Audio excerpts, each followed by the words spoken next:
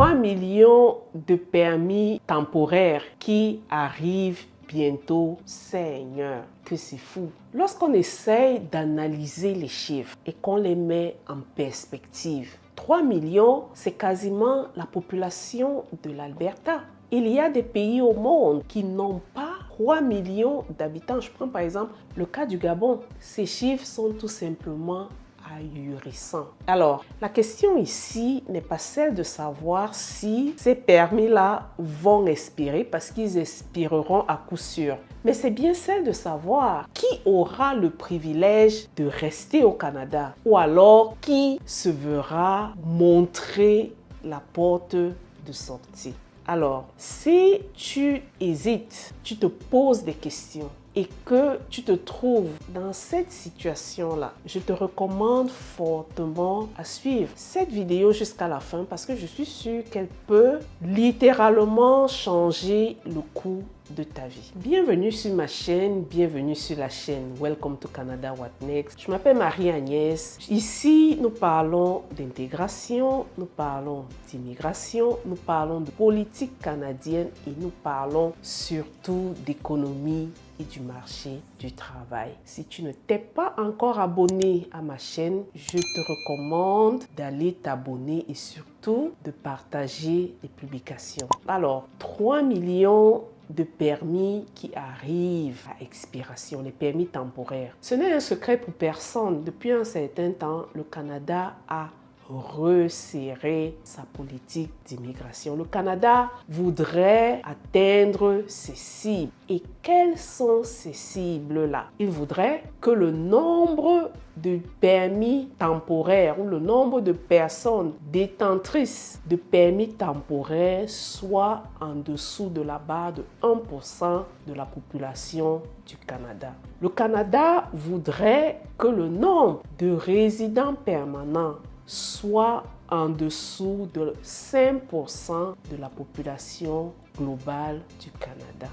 Au jour d'aujourd'hui, nous traversons une crise en matière d'immigration ici au Canada. Il y a des règles qui ont changé, c'est même secret pour personne. L'abolition de certains programmes d'immigration et maintenant la réduction drastique des cibles. Alors, dans un premier temps, nous allons énumérer les catégories de permis concernés ou à risque. Quelles sont les catégories qui sont concernées? Première catégorie, des travailleurs temporaires. Les personnes qui ont des visas permis de travail, que ce soit permis de travail ouvert, que ce soit des permis de travail fermés et qui, à un moment donné, devront renouveler le permis de travail. Deuxième catégorie, nous avons les étudiants. Ils ont également des permis temporaires et il faudrait à un certain temps qu'ils renouvellent leur permis. Troisième catégorie, vous avez toujours, peut-être dans le cas des étudiants, les gens qui ont des permis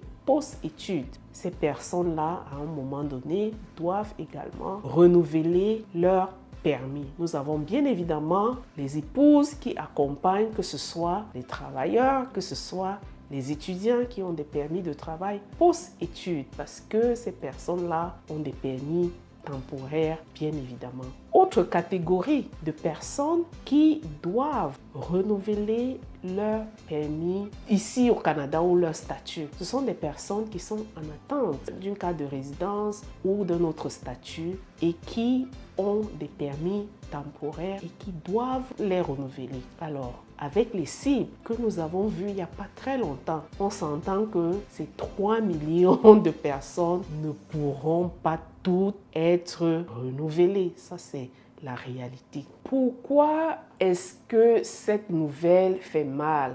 Ça fait toujours mal qu'on ait fondé ses espoirs sur quelque chose et que du jour au lendemain, qu'on voit son rêve voler en éclats. Qu'on soit aujourd'hui dans la légalité et qu'on se retrouve demain dans l'illégalité. Ça, c'est vraiment les peurs réelles. Ça, c'est vraiment les difficultés auxquelles ces personnes-là auront à faire face. Perte de statut légal ici au Canada. On sait très bien ce que ça veut dire. Lorsqu'on n'a plus de statut, on ne peut plus travailler. Lorsqu'on n'a plus de statut, on n'a plus de couverture sanitaire. Lorsqu'on n'a plus de statut, on peut se faire reconduire à la frontière à tout moment. On est dans l'angoisse, on est dans l'embarras. On avait déjà formé une vie ici. On a des enfants qui sont intégrés ici, qui vont à l'école, qui ont un cercle d'amis. Tout ça crée des chamboulements énormes. La vraie question ici, ce n'est pas celle de savoir ce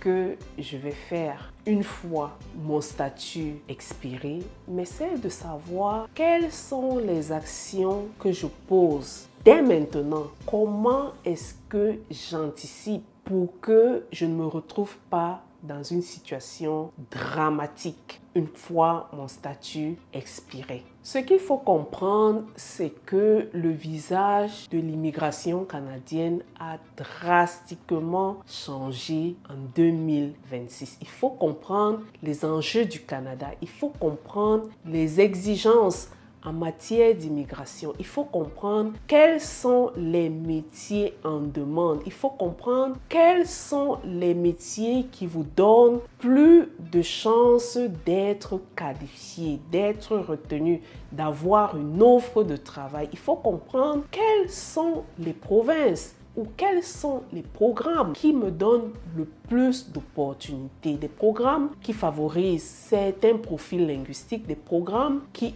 ont moins d'exigences. En l'occurrence, le programme de la mobilité francophone, puisque en majorité, mon auditoire est francophone. Au jour d'aujourd'hui, le Canada ne ferme pas sa porte à l'immigration, mais plus que jamais, le Canada et l'immigration canadienne en général est de plus en plus select. Ça, c'est ce qu'il faut retenir. Alors, pour tous ceux qui me regardent, nous avons un programme d'accompagnement pour les membres de ma communauté. Nous avons une équipe de consultants agréés, nous avons une équipe d'avocats qui est prête à vous accompagner pour ceux qui ont ce désir-là de se faire accompagner. Alors, pour tous ceux qui sont dans une situation embarrassante aujourd'hui, je vous souhaite beaucoup de courage, beaucoup d'abnégation et surtout, restez scotchés sur mes publications. Alors, je vous retrouve sur une prochaine vidéo et à bientôt. Bye!